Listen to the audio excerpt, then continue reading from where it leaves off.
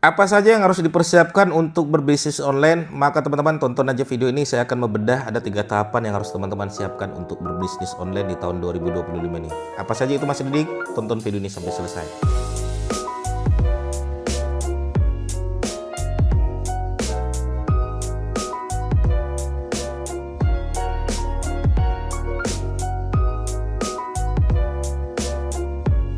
Baik, ada 3 tahapan bagi teman-teman yang saat ini pemula, teman-teman UMKM, teman-teman yang masih berbisnis online, offline, pengen terjun di dunia online gitu kan. Apa saja yang harus kami siapkan untuk berbisnis online?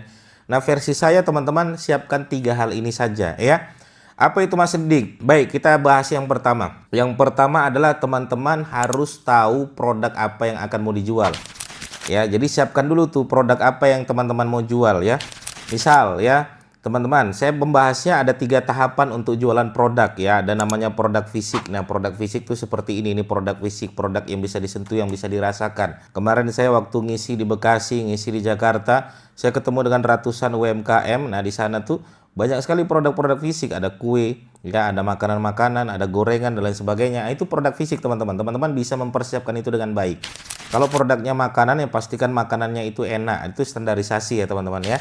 Nah, tinggal kita bagaimana memenjamukan dari produk tersebut menjadi lebih unggul ya. Misalnya kemarin dia jualan produknya yaitu susu kambing ya. Susu kambingnya dia tambahkan ya, yaitu ekstrak ginseng. Jadi susu kambing ekstrak ginseng dan lain sebagainya. Ekstrak ginsengnya walaupun cuma sekian 0,% gitu kan, tapi itu yang ditonjolkan.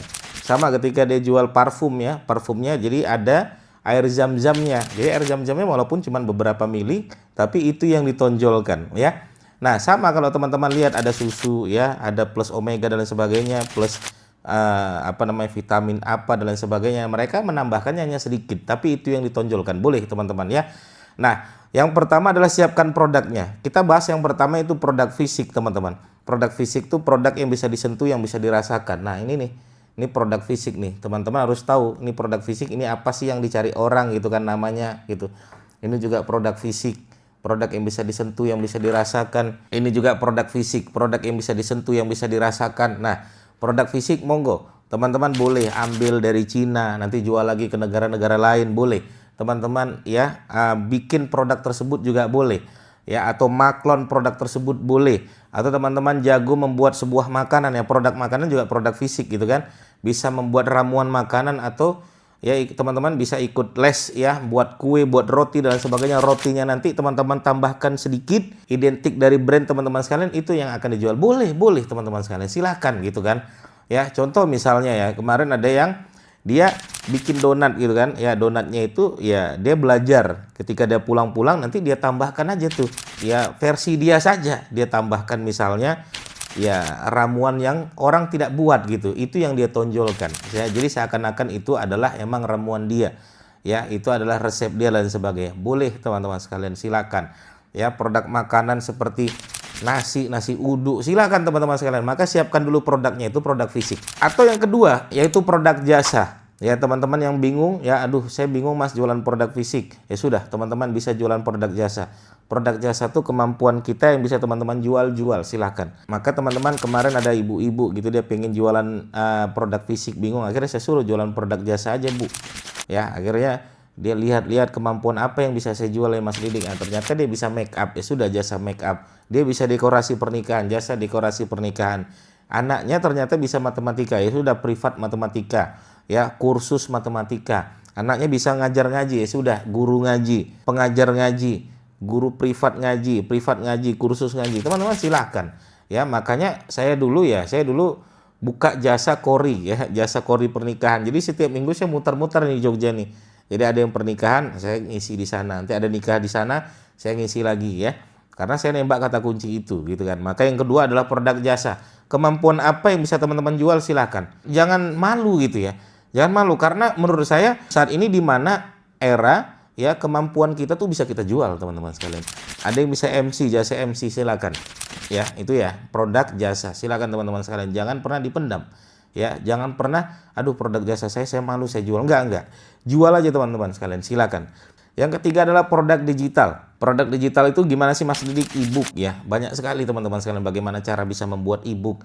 Teman-teman punya jago masak nasi goreng dan enak, ya sudah bikin aja ebook pembuatan nasi goreng. Teman-teman bisa membuat ramuan jamu yang enak dan sehat, ya sudah bikin aja ebook jamuan ramuan sehat ala Rasulullah atau apa, monggo teman-teman sekalian silakan bikin ebooknya ya. Atau teman-teman punya keahlian dikit ya, guru ngaji, menurut saya bikin aja e-course gitu kan, atau guru-guru ya honorer, itu sebenarnya gudang-gudang ilmu tuh, itu bikin aja e-course-nya, menurut saya sangat menarik dan sangat bagus gitu kan. Nah itu yang ketiga, produk digital. Silakan teman-teman. Oke, yang pertama siapkan produk. Jadi pastikan ada dulu, ada dulu, dan teman-teman harus belajar ya. Aduh mas, kami sudah punya produk tapi tampilannya nggak menarik, ya sudah belajar bagaimana packaging produknya menarik dan lain sebagainya. Itu ya teman-teman ya, produknya siapkan dulu, karena kita mau bisnis online, produk apa yang mau kita jual ya harus ada dulu. Nah, kayak saya misalnya, saya mau bisnis online, produk apa? Jasa misalnya. Kemampuan saya bisa bikin website, jasa pembuatan website. Kemampuan saya bisa bersih rumah, jasa bersih rumah. Kemampuan saya bisa MC, jasa MC. Kemampuan saya bisa kori, jasa kori. Pernikahan, bisa dekorasi pernikahan, jasa dekorasi pernikahan. Atau teman-teman bisa sebagai konsultan hukum, bisa keuangan, konsultan keuangan dan lain sebagainya. Banyak teman-teman sekalian, silakan ya. Oke, yang pertama produk. Yang kedua adalah kebutuhan pasar. Kalau produk kita sudah ada, kita lihat nih kebutuhan pasarnya ada atau tidak nih. Sebenarnya apapun produknya biasanya kebutuhan pasarnya sudah ada. Nah, nanti teman-teman sekalian untuk kebutuhan pasar, teman-teman bisa cek namanya di Google Trend. Ya, di Google Trend tuh bisa melihat ya produk kita, kata kunci kita yang kita targetkan ini berada di kota mana. Ya, contoh misalnya, orang-orang ketika pengen jualan jilbab, dia menargetkan kemana? Ya, orang-orang jualan jilbab bisa menargetkan ke Aceh. Nanti teman-teman buka aja Google Trend, ya teman-teman tulis di situ jual jilbab. Nanti teman-teman lihat di situ kota mana, nanti teman-teman akan melihat ada nggak Aceh di situ. Kalau tidak ada, ya nggak bisa.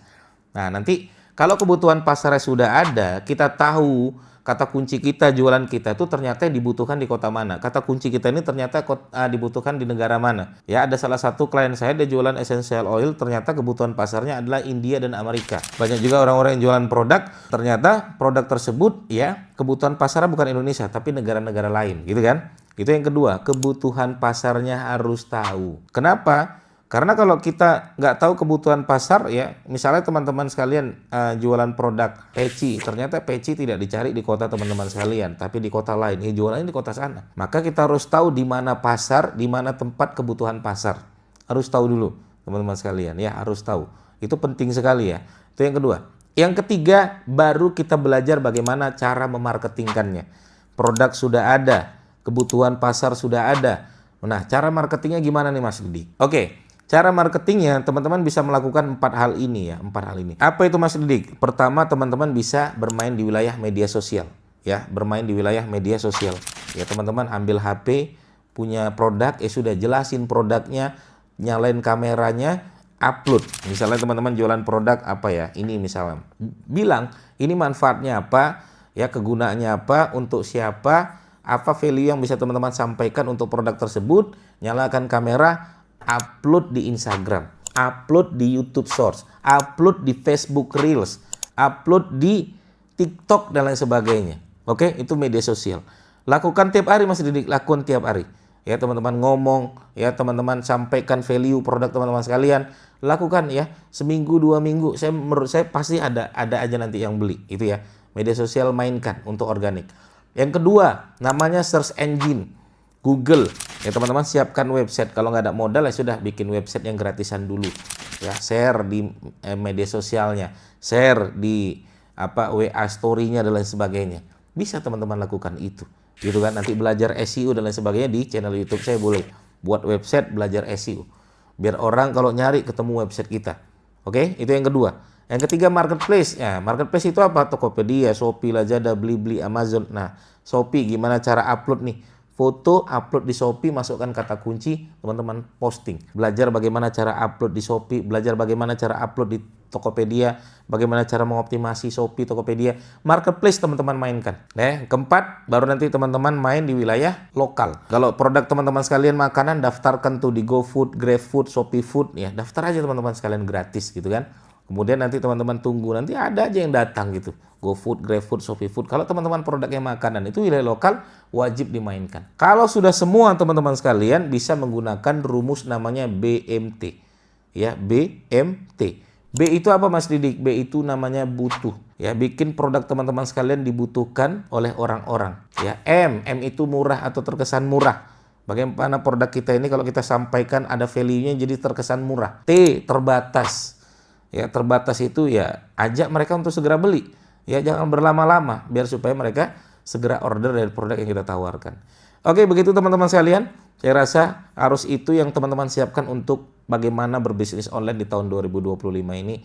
Terima kasih teman-teman sekalian. 3 tadi, siapkan produknya, harus tahu kebutuhan pasarnya. Yang ketiga, tahu cara bagaimana memarketingnya. Jika salah satu ada yang cacat, maka cacatlah bisnis kita. Produknya baik, kebutuhan pasarnya baik, nggak ngerti cara memarketingkannya, cacat. Produknya baik, ya marketingnya bagus, kebutuhan pasarnya nggak tahu, cacat. Kebutuhan pasarnya bagus, marketingnya bagus, produknya nggak jelas, cacat juga. Maka 3 ini harus teman-teman pahami dan teman-teman libatkan semuanya. Terima kasih, semoga bermanfaat. Sampai ketemu lagi di video saya berikutnya. Assalamualaikum warahmatullahi wabarakatuh. Bye-bye.